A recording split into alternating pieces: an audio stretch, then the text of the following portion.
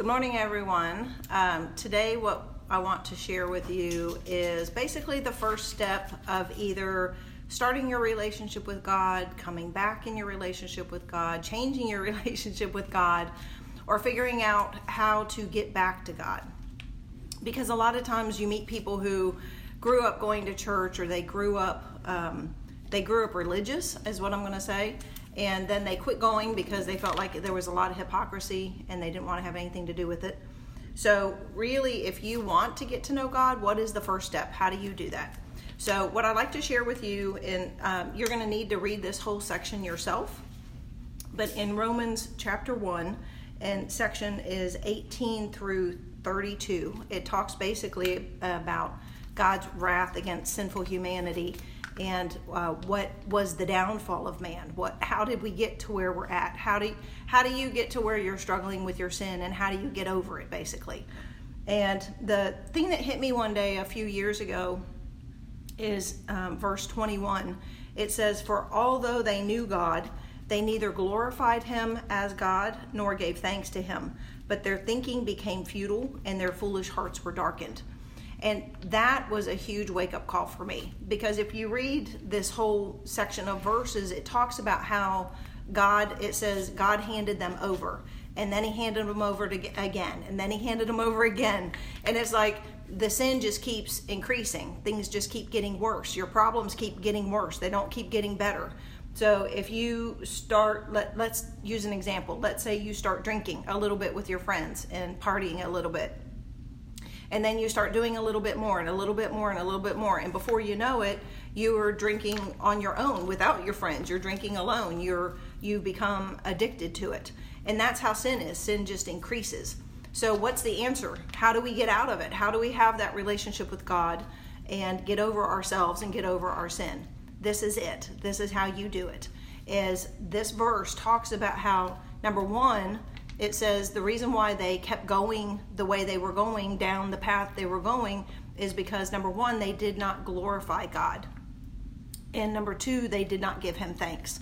And so for the last few years, for a very long time actually, I studied out what it means to glorify God and how to glorify God. I would sing songs. I would pray for an hour at a time, just how to praise him, how to honor him, how to glorify him. And why is that so important? And what I've learned over the years is that glorifying God is so important because it puts us in the position of accepting or acknowledging or understanding or recognizing that he is God and giving him the recognition that is due him. Because if you really do believe that there is a God, if you believe that someone besides you created heaven and earth, if you believe someone besides you is the one who makes everything and keeps everything running for all of eternity, and you actually do believe that there is a God, then you have to think about, well, I guess I should give him, I guess I should acknowledge that he's God and I'm not. I guess I should acknowledge that there is a God, and that what does that mean? And how do I live in relationship with him, or how do I accept that, and what does that mean for my life? And so learning to glorify God is so important from many aspects. The first, like we just talked about, is you want to glorify him because you want to acknowledge who he is. You want to acknowledge that he's the creator. You want to acknowledge that he is the judge. You want to acknowledge that he is the one that gives you life. You want to acknowledge that he is the one in complete control of everything. You want to acknowledge that he is the one that makes all things happen and can and is able to work everything out in your life. So that's the first part of it. The second part of it is the more I glorified God, the more I focused on glorifying him and getting to know him.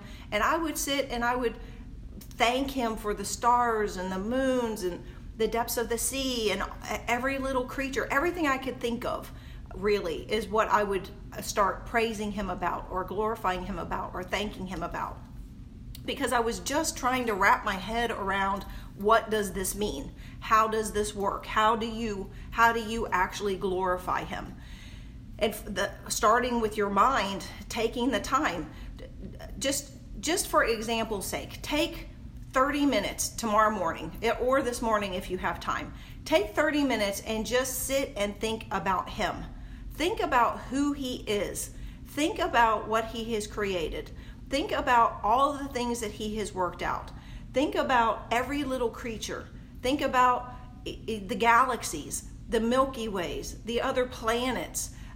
Think about the animals that we're discovering now that people haven't even known that they were alive. I saw something recently about an animal that was discovered in the sea that we didn't even know was alive, that we didn't even know it was in existence. So starting to wrap your head around who he is. Then you move on to wrap your head around not only who he is, but the power he has. Because if he is God and he is all powerful and all knowing and all understanding and all capable, then what does that mean for you? What does that mean the power you have access to? Because he's telling you he wants to work in your life. He's telling you he wants to take care of you. He's telling you he wants to work on your behalf, to go before you if you're in relationship with him, that you literally have the power of the universe at your disposal if you are in relationship with him. And so the first step of doing that is to glorify him for who he is and to acknowledge all he has done and all he is capable of. And then the second part of it is thanking him. Thinking about, do you thank God? Do you thank God for the house you live in, for the clothes you wear, for the fact that you can blink your eyes, for the fact that the breath I just took to say the words I just said, that he gives me every breath? Do you thank him for the food you eat, for the clothes you wear, for the children you have? Do you thank him that you have a job? Do you thank him that you got that parking spot because somebody moved out? Do you thank him for the enjoyment for those of us living in America, that what a blessing to live in America, to be able to have the land of the free, to be able to have freedom of speech, to be able to do, thank you for Facebook Live. Thank you for Facebook for creating, for God putting on Mark Zuckerberg's heart to create Facebook so that we could do this. Think about how to thank him for all the things that he does in your life every single day. And you'll be shocked. What had happened about 20 years ago, a friend of mine gave us a challenge. And she said, I want to challenge you for the first 30 minutes of your prayer time. Do not ask for anything. Just spend the first 30 minutes thanking him for everything you can think of. And it was shocking how challenging it was to just spend 30 minutes thanking him. But I could tell over the course of 30 days or 60 days as we started doing it, how much my heart changed, how much my mindset changed, because then I started seeing things differently. It's amazing how when you start putting him in the right position and start having the right perspective about him and who he is, and really acknowledging him and getting your mindset on things above, it's amazing how much he opens your mind and he opens your eyes and he opens your heart and he helps you understand things and he helps you see things that you never even saw before. It's amazing how he brings things in, helps you become who you're praying about becoming. So really having the heart to glorify him and to thank him. If you look at the Greatest Commandment, he left in Deuteronomy, and also Jesus talks about it in Mark 12. He talks about the Lord our God. The Lord is one. The Lord our God. So he is our Lord. He is our God. He is one. He is Father, Son, and Spirit. Pray about that. And then Jesus, when he talks to his disciples in the Lord's Prayer, and I'll be releasing to you guys here probably, I'd say by the end of the year, the next book that I'm doing is the Lord's Prayer. And one of the things that you look at in the Lord's Prayer is Jesus says, Our Father in heaven, hallowed be your name. So Jesus is even saying to the disciples, to the followers, number one, acknowledge him as our Father, which I talked about yesterday. And he is in heaven. He is in heaven, and he reigns in heaven, and he reigns on earth. And he says, hallowed be your name. Hallowed means honored. That means to set apart as holy, to give glory to. So hallowed be your name. That means not hallowed be my name, And something that I learned a few years ago is how much I tried to glorify myself. And I never even knew self-glorification was a sin. I've never even heard anybody talk about that before. But realizing how much I tried to glorify myself instead of focusing on glorifying Him.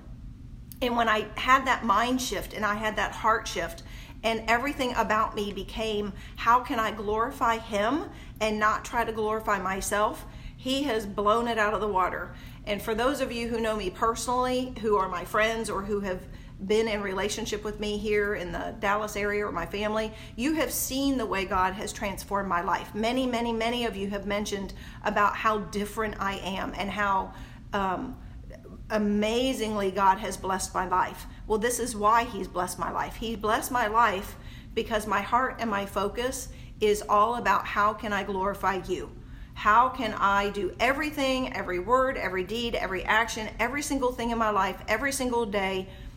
My whole heart and mind is all about glorifying God. And when I made that shift in my life and in my heart and my mind, that's when God stepped up and started doing things. And I didn't even ask for things. I didn't ask for blessings. I didn't ask for my new house. I didn't ask for all the money and all the stuff He's given us. I didn't ask for those things. I only cared about glorifying Him. But because He is our Father and He is so loving and gracious and faithful and giving and generous, because I was doing my part, He basically poured out blessings on me and loved me just like I would my boys, because I know how I am with my kids. When my kids are disobedient and rebellious and haughty and nasty, not that they are, my kids luckily haven't been that way, but if they were that way to me, I would struggle as a parent giving to them. I would struggle blessing them and buying them cars or buying them things if they were disrespectful and nasty to me.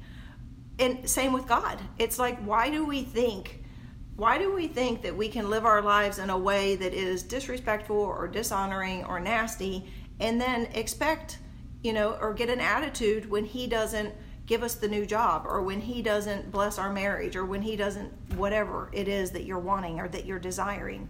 So please, I'm encouraging you, I'm begging you actually today to take the time to stop on a day-to-day basis. Try this, please. I'm asking you to please try this for the next 30 days. And I don't just say this lightly, but I guarantee you, I really do guarantee you. And the reason why I can guarantee you this is because God guarantees this. That if you will honor Him, if you will glorify Him, if you will focus on Him, on who He is, and glorifying and giving Him thanks for the next 30 days, do a 30-day trial. God, I'm going to spend 30 minutes a day glorifying You. I'm not going to ask for anything. I'm going to work really hard on thanking You. You'll start to feel your heart and your mind changing, because people talk about sometimes like, you're so happy all the time, or I can, like, your eyes light up or your face glows or whatever it is they say to me. Well, this is why. The reason why I am the way I am, the reason why I'm so happy, the reason why is because I'm filled with joy, because I'm filled with glorifying Him, and I'm filled with all of the blessings that come from being in line with. When you're not in line with your spouse, when you're fighting with your spouse, or you're fighting with your kids or whatever, and you aren't in unison with them. There's no unity there. When you have that rub, you don't have a peace, you don't have a joy about you. It's the same thing with God. So when you are glorifying Him and you are honoring Him and you are thanking Him and you are doing what He even tells us to do to get into line with Him so that we can be in unison with Him, you will be amazed at what He does in your life. You will be amazed at how He works in your life. And you'll be amazed at how much your mindset and your heart start changing, and how you will become, He will start transforming you through this process. So I hope this helps. I hope this encourages you, and I hope all of you have an awesome day. Talk to you tomorrow. Bye-bye.